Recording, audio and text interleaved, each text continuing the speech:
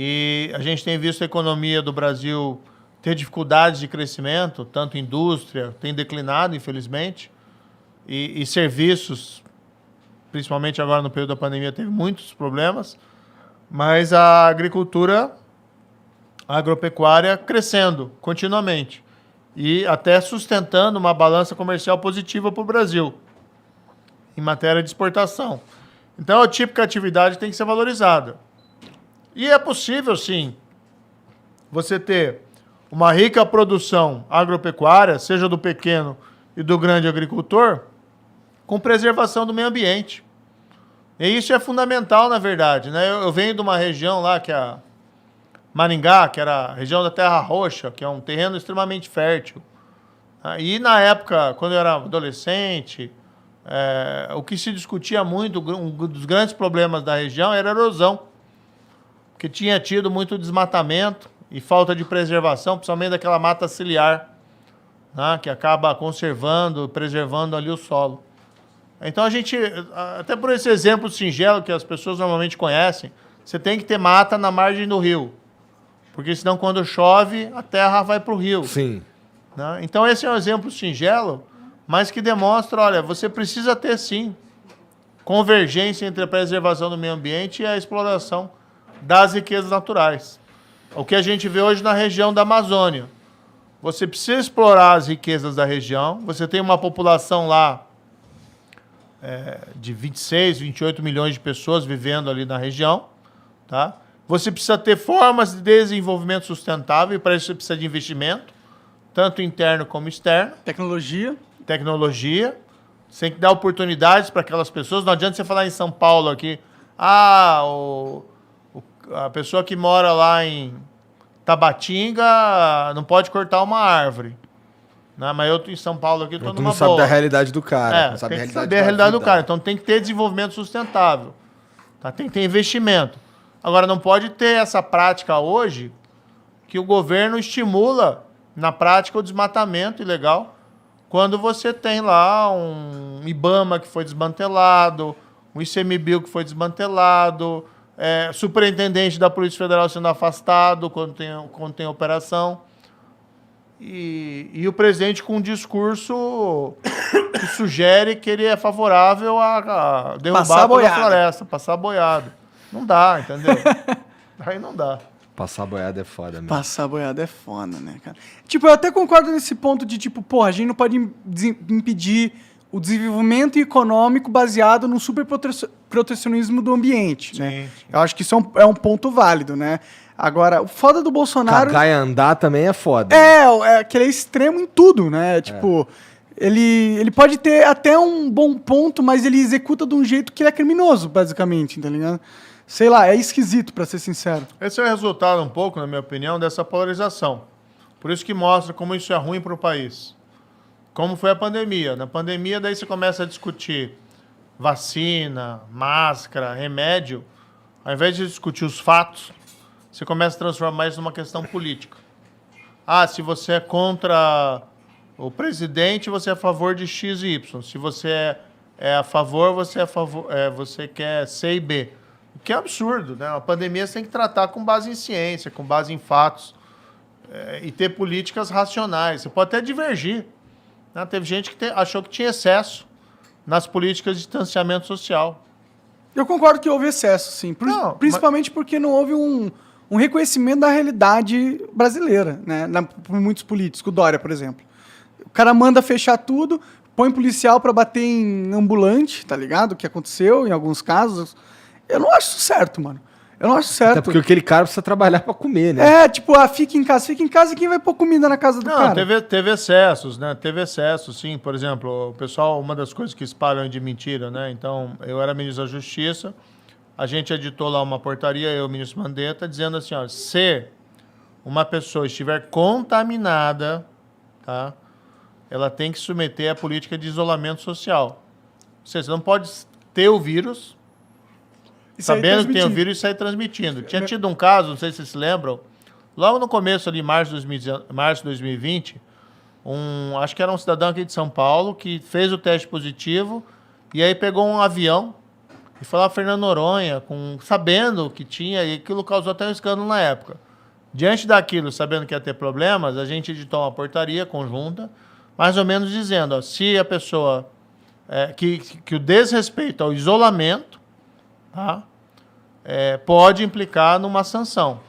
Uma multa, Tá? no caso. Mas tem um crime no Código Penal, que é espalhar epidemia e tal. Tem um crime. É a mesma coisa que você tem AIDS e você transa com a mina sem camisinha, sem falar. O que a gente colocou lá, o que a gente recomendou na portaria? Que não houvesse prisão, que a pessoa, quando fosse surpreendida numa situação dessa, como era uma infração de menor potencial ofensivo, uma infração baixa, que ela tivesse que assinar um termo lá de ajustamento de conduta e se comprometer a ficar em isolamento. Aí sim, se ela violasse a partir daí, que ela sim poderia sofrer uma sanção. De prisão, por exemplo? Inclusive de prisão, porque ele está violando, assumir um compromisso. E aí, veja, o cara está infectado. É diferente. Sim, claro. Entendeu? É diferente da situação. E essa situação é diferente do cara só sair na rua. Então, o cara, diferente de só sair na rua. Daí a gente viu até uns vídeos, teve alguns excessos, o pessoal se excedeu, mas também via lá que tinha umas situações que o pessoal entrava em discussão e daí a coisa ficava meio complicada. A gente fez até uma recomendação umas últimas reuniões que eu fiz lá no Ministério da Justiça, com os secretários de Segurança Pública, é isso? E de Administração de Justiça lá do país inteiro, a gente fez uma videoconferência, e uma das coisas que eu falei, olha, tem que ver esses excessos que estão vindo muitas vezes de polícia estadual ou de guardas municipais, que eram situações pontuais, né? Não vamos generalizar que a polícia estava aí batendo em todo mundo, que guarda municipal estava... Não, teve situações pontuais que foram filmadas e que aí gera aquela situação meio deprimente. Mas houve uma recomendação do Ministério da Justiça para que isso fosse evitado. Agora, não se controla tudo. Mas não teve nada, por exemplo, Polícia Federal, Polícia Rodoviária Federal, Força Nacional, que estavam sob a nossa guarda-chuva se excedendo nesse controle, nessas observações de política de pandemia, embora também não fosse exatamente a função delas. Então, acho que teve ali alguns excessos, mas o grande problema que eu vejo, Monarca, é quando você polariza politicamente, você torna essa discussão burra. Porque você não está querendo saber qual é a solução, você quer saber qual é a solução que favorece o time político. Foi a questão, né, que teve muita discussão do fechamento das igrejas. Né? Aí tinha muita gente... O que é um absurdo, na minha opinião. Tipo, eu entendo fechar as igrejas, que, tipo, a igreja pra muita gente é importante, tá ligado? Tipo, é a mesma coisa que fechar parque. Por que tu vai fechar o parque, velho? É onde as pessoas tomam sol, fazem exercício, aumentam a sua imunidade. Tu vai fechar? Tipo, lá é um lugar aberto. A igreja eu sei que tem mais problema porque é um lugar fechado aumentado. Mas é claro que podem ter medidas... Tinha muita gente que defendia, ó, não, tem que fechar tudo porque não pode correr risco nenhum. E outros que diziam assim, não, você não fecha, você toma lá medidas, não permite lotação total, tem que vir de máscara, tem que passar o álcool, tem que manter uma distância, que era um intermediário. Né? Eu acho que é uma decisão difícil naquelas circunstâncias, e você tinha um momento que tinha um certo pânico da sociedade em relação ao que podia acontecer. Sim, com certeza. Mas quando você polariza, você impede que haja diálogo e debate comum. Sim. Né? Que as pessoas possam construir pontes entre elas com base em argumentos. Podem até chegar no final e divergir, como eu e você lá em relação à maconha, às drogas. Mas eu não me abstenho de discutir e eu não vou te chamar de, sei lá... Maconheiro safado. Ou fascista do outro lado, entendeu? Porque tem divergência. Então esse que é o problema. Esse que é o mal que essa polarização política traz ao país. Acaba emborrecendo. Vira uma guerra política, vira, tipo, a minha ideia tem que ganhar. Não, a minha ideia tem que ganhar. As duas ideias são burras, viu, gente? Foda-se, a minha ideia tem que ganhar. Não, e ninguém é dono da verdade, né? A gente tem que ter muita serenidade e humildade em saber que você pode estar errado. E até porque você muda de opinião. O que você acha de plebiscitos? O que você acha de um governo que usa essa ferramenta mais, assim? Eu acho positivo consultar a população sobre determinadas medidas. Isso é muito comum lá nos Estados Unidos. Foi assim que legalizaram as drogas em muitos estados, né? nas eleições estaduais. Não, mas não é só isso. São vários temas que muitas vezes são submetidos Não, sim, a claro. uma consulta popular. Esse foi um exemplo apenas. Então, eu acho que é interessante. Não tem nenhum problema em democracia direta. Nossa, eu adoro essa porra. Desde que não seja utilizada para subverter a democracia representativa. Não. Nossa, eu prefiro que a gente subverta logo essa porra. Não quero ficar elegendo gente não, mano. Tá maluco? Prefiro eu tomar minha decisão aqui, tá? Eu tô fora. Ficar votando em Lula, Bolsonaro, em Collor e não sei quem. Eu confio mais em mim. Não, sim, mas é para você não... o pessoal discute muitas vezes, né, que um tirano pode usar um plebiscito para subverter a ordem do jogo. Então, Acho que não pode ter nenhum plebiscito que fere a Constituição, né? Não, exatamente, é isso que eu tô colocando, né? Então, plebiscito para fechar o Congresso. Porra. Não dá, né, entendeu? Sim. Aí é uma coisa fora do padrão. Então, só tem que ter esse cuidado. Mas você submeter a questões... Né, até, por exemplo, esse negócio que a gente falou assim, temas muito controvertidos. A droga, por exemplo. Aqui E eu eu acho que a gente não perderia, eu respeita acho. essa porra mesmo, pô. Os caras fizeram lá o plebiscito lá pra ver se ia legalizar ou não as armas e cagaram pro resultado, pô. É verdade.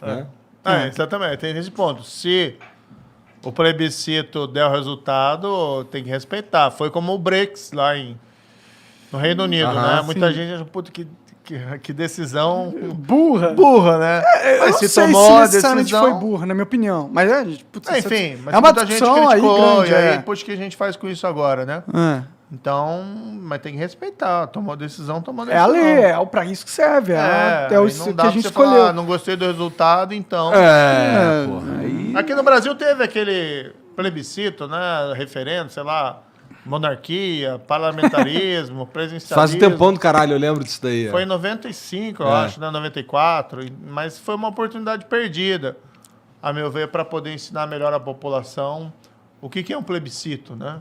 Então, acho que a gente devia aproveitar eleições. O que mais tem no Brasil é eleição, né? Cada 2 anos. Já que vai ter, colocar algumas consultas populares, começa devagar. É verdade. Eu sou total a favor. Consulta algumas coisas lá que interessam lá a sua comunidade, o seu estado, a sua cidade. E vai evoluindo nessa prática. Esse aí do mudar o regime, o caralho, ia ser outro plebiscito que ia ser cagado em cima, com certeza. Se monarquia ganha, ele ia cagar em cima, com certeza. Porra, monarquia é foda, né? Os caras que